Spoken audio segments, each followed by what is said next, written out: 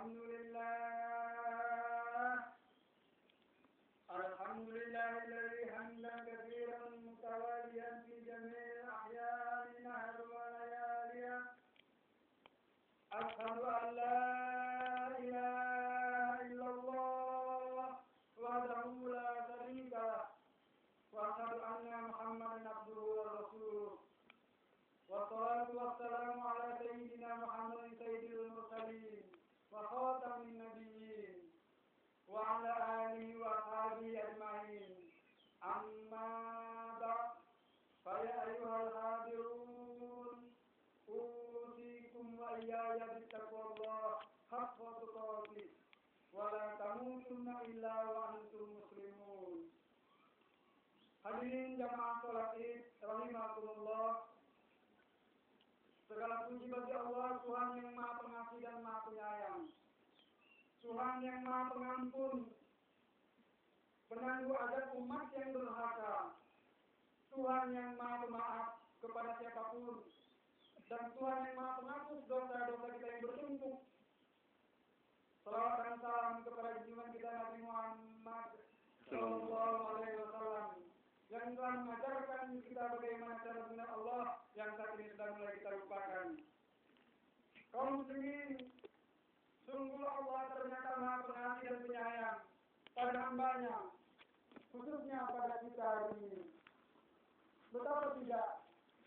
Sejenak mari kita tundukkan kepala dan kita hadirkan hati untuk mengingat Allah sambil membayangkan dan merenungi bahwa hari ini sebagian saudara-saudara kita yang telah melalui perjalanan panjang mudiknya, yang telah lama menahan gejolak rindu dan kangen untuk bertemu dengan para keluarga di kampung halaman tercinta, akhirnya kita bertemu, melepas rindu dan berbagi cerita setelah sekian tahun tidak bertemu. Di hari kemenangan ini, bersyukurlah wahai saudara yang beriman, jika kami bertemu dengan keluarga yang utuh, masih bisa berpeluh bahagia, meminta maaf dengan berjabat tangan secara langsung dengan ayah dan bunda di sisa-sisa umurnya, dengan nenek yang telah pikun dan tidak berdaya, yang dulu kuat seperti kita, dan keluarga-keluarga yang lainnya. Manfaatkanlah kesempatan itu untuk melihat keriputnya yang sudah mulai bertambah. Perhatikan napasnya yang mulai sesak. Berbagilah kebahagiaan pada mereka dengan sepenuhnya, karena mungkin hari ini adalah pertemuan yang terakhir sebelum kita meninggalkan kampung ini lagi. Alhamdulillah ya Allah, Kau masih pertemukan kami kembali dengan sanak famili. Sebaliknya, bersabarlah wahai saudaraku, jika hari ini tidak bertemu lagi dengan sebagian dari keluarga kita, terutama ayah dan bunda yang telah susah payah membesarkan kita, melainkan tinggal fotonya dan sebongkah bertulisan, karena telah dipanggil Allah terkubur di alam kubur. Namun saya bersyukur juga, karena bagaimanapun masih bisa melihat kampung halaman dan bertemu dengan keluarga. Karena tidak sedikit saudara-saudara kita lainnya yang dalam perjalanan mudiknya tertimpa musibah, harapan untuk bertemu keluarga musnah karena musibah melanda, kecelakaan dan lain sebagainya.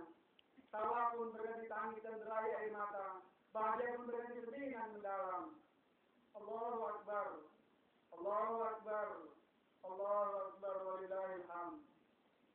Hari ini lewat lisan kumandang takbir, tahmid dan tahlil terdengar dari lisan kita yang mengaku beriman. Ini menandakan kebesaran Allah dan setinggi iman masih melekat di hati kita. Secara tidak langsung ini membuktikan sebenarnya kita masih meyakini akan adanya Allah dan meyakini bahwa ada kekuatan gaib yang mengatur kehidupan ini. Di mana keyakinan tersebut selama ini tertutup oleh sahabat dunia yang berlebihan, seakan-akan kebutuhan hidup yang pokok hanya uang dan makan semata.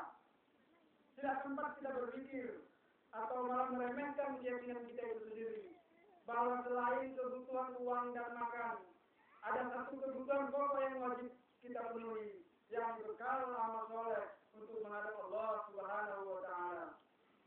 Saudara yang beriman, Jika untuk berbekalan bertahan hidup yang tidak ada kepastian berapa lama kita hidup di dunia ini, kita sanggup melakukan apa saja.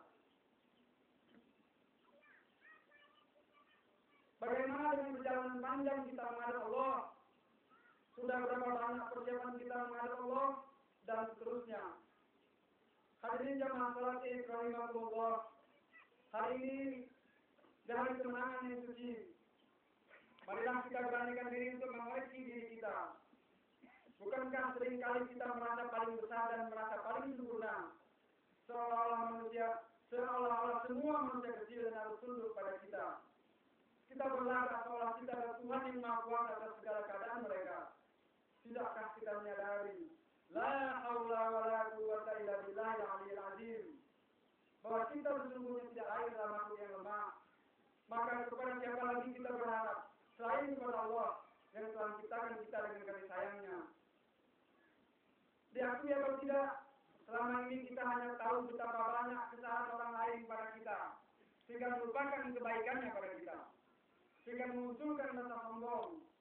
Ya Allah yang Maha Pengampun, berilah saya kekuatan dan kemampuan untuk mengakui bahwa saya lah yang paling banyak berbuat salah pada orang lain.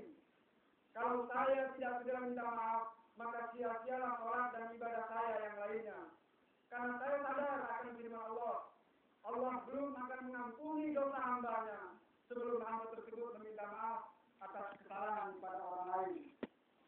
Hadirin jamaah salat rahimahullah, bukankah ibadah puasa kemarin mengajarkan kita bahwa seluruh pangkat dan kekayaan dunia ini tidak berfungsi dalam berhadapan dengan kekuasaan Allah? Maka apa sesungguhnya yang menahan diri kita untuk menyembahnya? Harta dunia manakah yang sepenuhnya menjadi mutlak milik kita sehingga sulit berbagi pada sesama? Kekuatan apakah yang sebenarnya kita miliki sehingga merasa paling besar dibanding orang lain? Bukankah kita manusia biasa yang memiliki kelebihan dan kekurangan?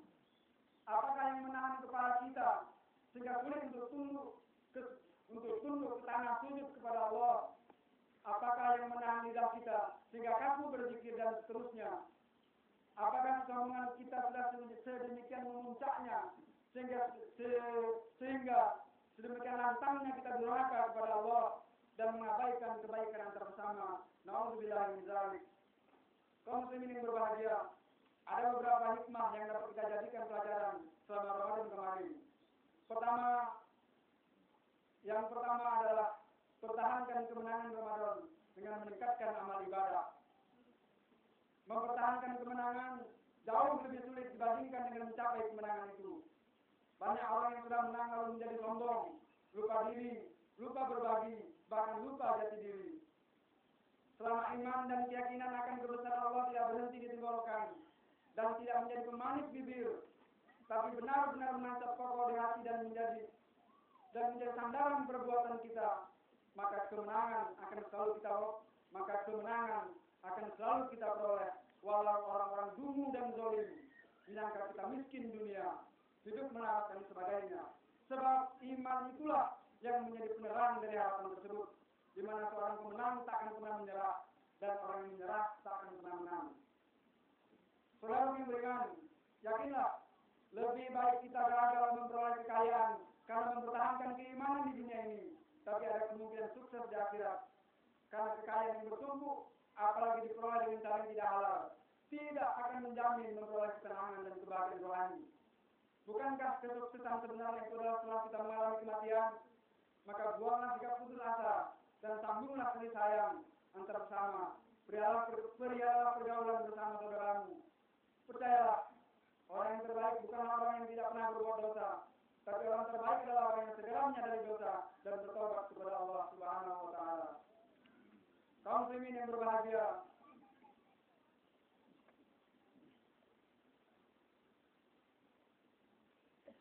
yang terakhir, yang kelima, salah satu bekal terbaik menghadap Allah adalah meninggalkan anak yang soleh dan soleha yang selalu mendoakan orang tuanya.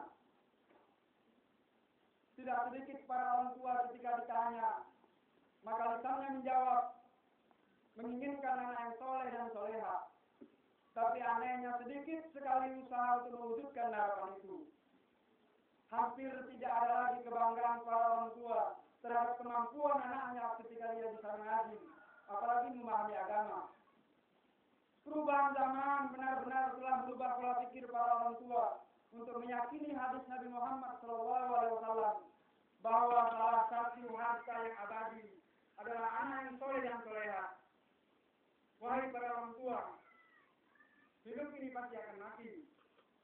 Dan setelah mati, kita benar-benar membutuhkan doa dari orang yang masih hidup, terutama oleh anak-anak tercinta. Masih adakah perasaan sedih dan kecewa ketika kita melihat salah satu tetangga kita meninggal, sementara anak-anaknya tidak tahu apa yang seharusnya dilakukan.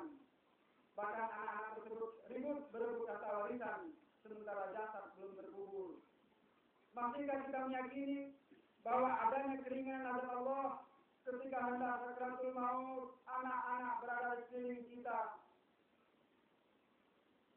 membimbing kita mengucapkan kalimat ayah, ibu, ucapkan la ilaha illallah Muhammad Rasulullah, membacakan kita Al-Quran ketika menghadap Allah, memangku kita sambil membisikkan dengan kalimat-kalimat Allah. Tidak inginkah kita ketika anak-anak kita yang memandikan, mengkafani, menyolati, mengusung di kandang mayat dan memakamkan kita? Apakah ini cerita bohongan? Apakah ini cerita malingan? Setelah terkubur anak-anak kita pula yang terus-menerus mendoakan kita, Allahumma firli dunubi wal walidayya warhamhuma kama rabbayani shaghira. Para orang tua, haruskah perjuangan kita dalam bertahan hidup dan menghidupi anak-anak menjadi sia-sia karena tidak mempersiapkan benteng agama pada mereka? Hari ini mungkin mereka masih beriman karena kita masih hidup di tengah-tengah mereka. Bagaimana 5-10 tahun kemudian? Masihkah mereka bisa bertahan dengan iman?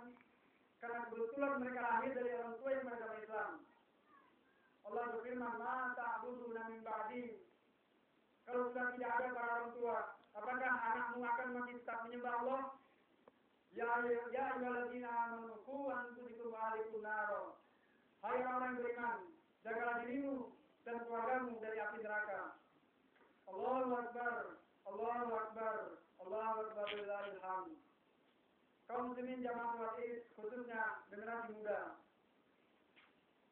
sadarilah, belajarlah mulai untuk menuntut baik kecil. Dalam sekian payah orang tua membesar dan memberikan kehidupan kepada kita. Haruskah kita tambah susahnya dengan sikap dan perbuatan kita yang seakan-akan orang tua kita dalam membantu? Tangan kita yang lembut akibat belayan dan kasih sayangnya. Haruskah kita murahkan dibelai oleh orang lain, sementara sedikit pun orang tua kita tak pernah terbelai oleh tanganmu? Kamu ingin berbahagia, haruskah nyawamu yang dijaga mati-matian habiskan di tengah jalan, seperti peristiwa tadi malam yang hampir terjadi di Rebang Tinggi dan Bali? Kaum ingin berbahagia, terutama adik-adikku, yakinilah bahwa usiamu sudah 17 tahun lebih dan seterusnya, berarti sudah sekian puluh tahun susah payahnya orang tuamu. Kenapa tidak sedikit saja kita memberikan senyum kepada mereka? Seandainya kita orang susah, sabarlah, tapi jangan membuat susah orang lain. Seandainya kita bodoh, tapi jangan sampai membodohi orang lain, dan seterusnya. Kaum muslimin yang berbahagia, sebagai wilayah akhir dari khutbah ini, marilah kita pertahankan kemenangan dalam perjuangan menundukkan hawa nafsu di bulan Ramadan kemarin dengan menghilangkan rasa sombong, tidak merasa paling sempurna dan merasa paling baik dibanding manusia lainnya, meyakini bahwa pada hartamu yang bertumpuk ada hak orang lain yang wajib dikeluarkan, menyadari pula bahwa kita pasti punya salah dan segala minta maaf. Meminta maafmu tidak akan membuat menghina, memberi maaf tidak juga menempatkan dirimu pada tempat yang mulia. Pertahankan nilai-nilai iman dalam menghadapi sulitnya perjuangan hidup. Apalagi sumber penghasilan kita sebagai petani sudah mulai tergoncang karena kita bergantung pada alam. Mari segera kita bertobat agar Allah menurunkan kasih sayangnya dan menurunkan hujan. Kita harus benar-benar selalu menanamkan harapan kepada Allah, karena manusia tanpa harapan tidak ada bedanya dengan jasa yang masih bergerak tanpa ruh dan arah. Itu sebabnya Allah berfirman, sesungguhnya tiadalah berputus asa dari rahmat Allah, melainkan firman berikutnya, dan hanya kepada Tuhan lah hendaknya kamu berharap. Bahwa